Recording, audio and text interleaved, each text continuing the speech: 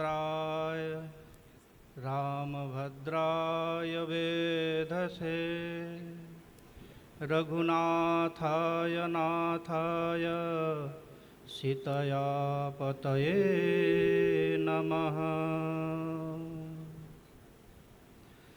श्री राम जय जय राम।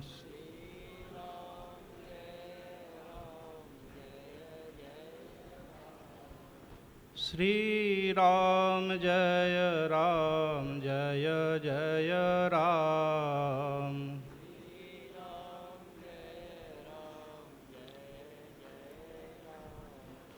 श्री राम जय जय राम। श्री राम श्री राम जय जय राम।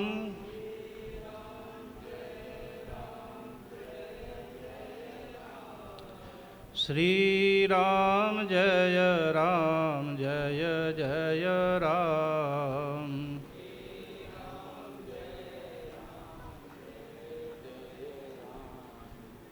धर्म की अधर्म का प्राणियों में विश्व का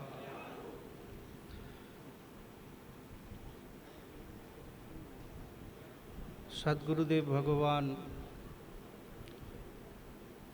जगत गुरु शंकराचार्य के श्री चरणों में दीर्घ दंडवत। मंच उपस्थित ज्योतिबिंद, विप्रबिंद और श्रोता के आसन में बैठे हुए पुण्यात्मा बिंद।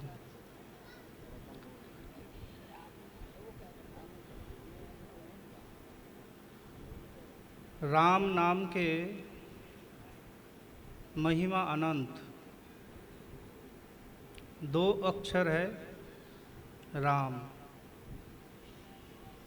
अनंत इसकी महिमा। राम परब्रह्म वाच्य।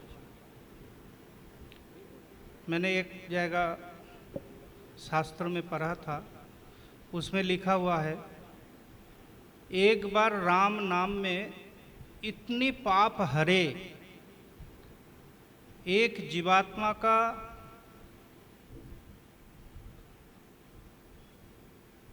समर्थ नहीं है 100 जन्मों में उतने पाप करे, एक बार सिर्फ राम नाम बोलने से। इसका एक कहानी भी है, कथा है ऐसा। एक सेठ जी का 2 पुत्र था। एक बड़े धर्मात्मा हुए और एक राक्षस स्वभाव का।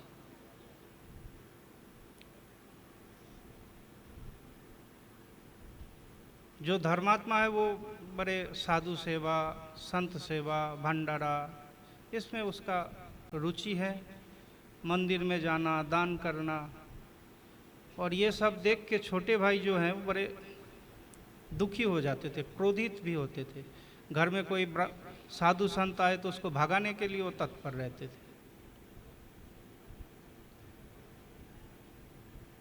एक दिन संत का भंडारा हो रहा है तो उसमें बड़े सिद्ध महापुरुष एक आ गए थे।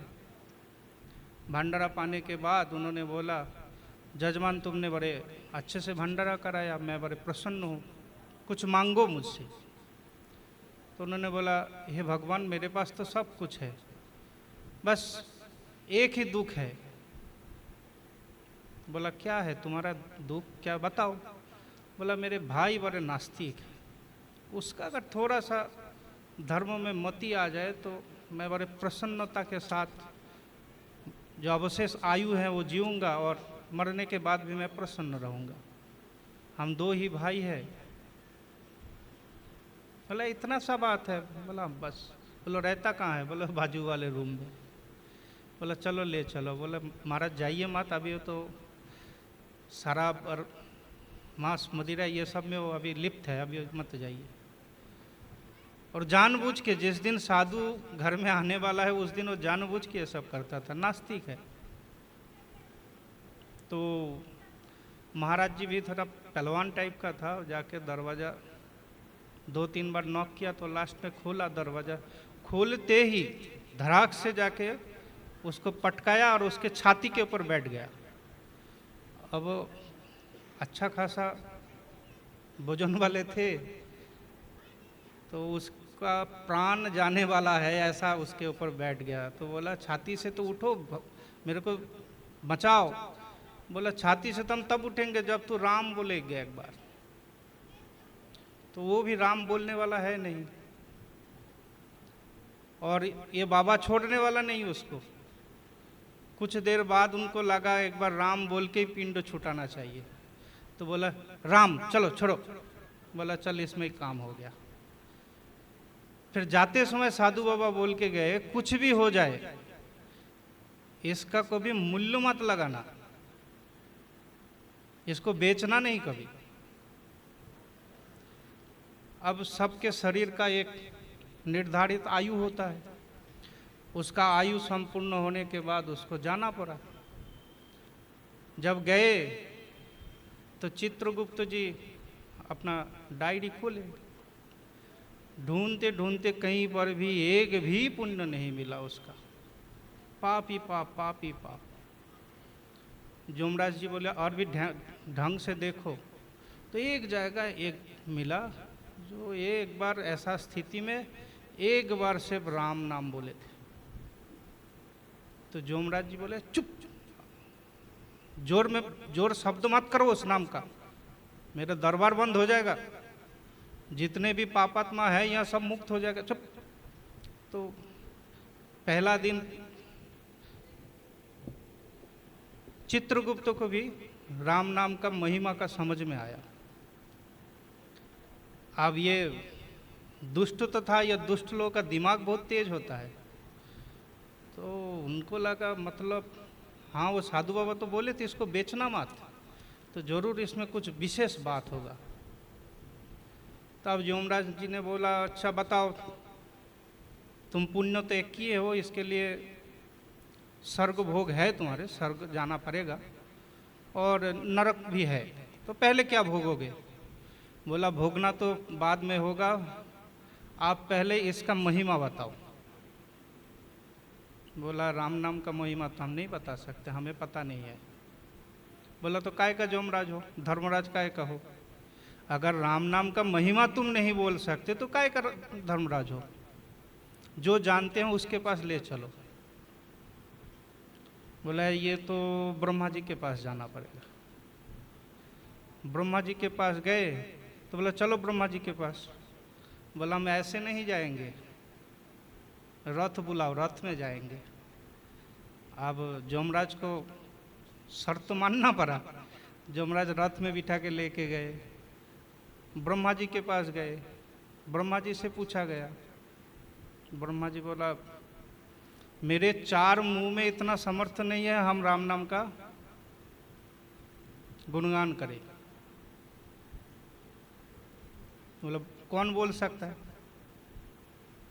बोला शंकर जी अहर निशी इसी नाम को जपते हैं, वो बता सकते हैं, चलो। अब इन्होंने बोला तब फिर हम रथ में भी नहीं जाएंगे, हमें पालकी में बिठा के लेके चलो।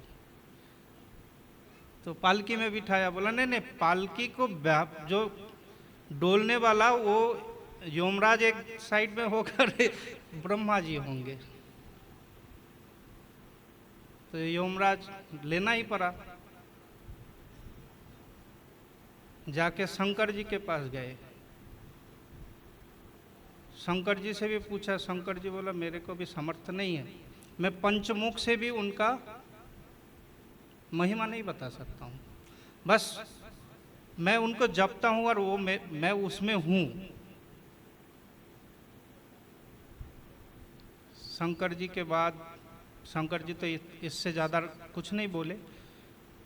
बाकी वो व्यक्ति ने पूछा फिर कौन बता सकता है? बोला जिसका नाम वही बता सकते हैं, जाओ उसके लोक में जाओ। अब वो पालकी में बैठकर ये इन लोग ढो रहे पालकी, जाके उनके धाम में गए। जाते उन्होंने पूछा क्या बात है? बोला ये एक जीवात्मा है, ये ऐसा ऐसा इसका कर्म था, जीवन में एक बार ही राम का नाम बोले थे, तो अब ऐसा स्थिति है आया, तो हम लोगों से पूछा राम नाम का महिमा बताओ। तो हम सारे के सारे लोग घूम के आए। शंकर जी ने अंतिम में बताया जिसका नाम उसके पास जाओ, तो हम आपके पास आए। तो आते ही ये सब सुनने के बाद भगवान ने उनको अपने गोद में बिठा लिया, उस जीवात्मा को अपने गोद में बिठाया। जीवात्मा भी पूछे, बाकी लोग भी पूछे, भगवान राम नाम का महिमा बताइए। बोला राम नाम का देखो यही महिमा है, जो एक बार राम नाम करते हैं, धर्मराज, ब्रह्मा जी सृष्टिकर्ता, ये सब लोग उनको अपने कांध में बिठा के मेरे गोद में आके छोड़ता है। यानी मुक्ति ऐसे नहीं, राजा का जैसा, राज दुलार जैसा। यमराज को देख के सब डरते हैं, और यमराज अगर किसी को डरते हैं तो राम नाम लेने वाले व्यक्ति से डरते हैं।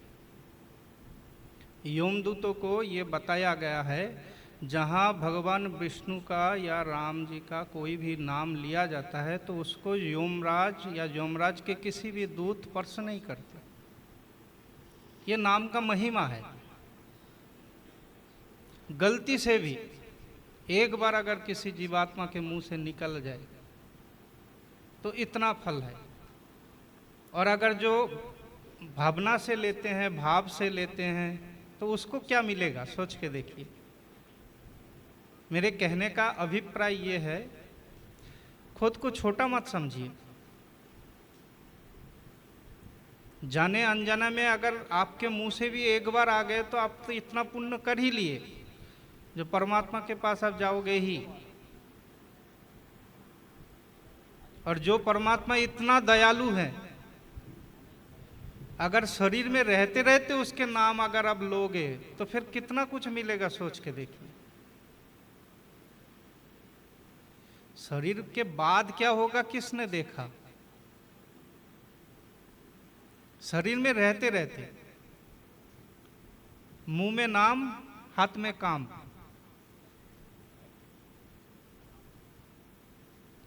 ये राम नाम का महिमा है। कई भी भगवान का किसी भी नाम, हरि और हर, ये दो ईश्वर, बाकी सब नश्वर। ब्रह्मा तक सबके मृत्यु होता है। आज आप भी बहुत अच्छे से साधना करोगे तो आप भी काल ब्रह्मा बन सकते हो। हरि और हर ईश्वर है, इसलिए हरि और हर का नाम मोक्षदायी है। तो जीवन में जो अवशेष समय है वो ईश्वर का नाम लेना चाहिए। गुरु के पास जाके भक्ति करके गुरु से भगवान का नाम लेना चाहिए, और नाम लेने के बाद उसको नित्य कुछ समय उपासना करना चाहिए। गुरुदेव भगवान का आगमन हो गए हैं, सब अपने अपने आसन में खड़े हो जाइए। बोलो श्री श्री जगत गुरु भगवान शंकराचार्य महाराज की जय।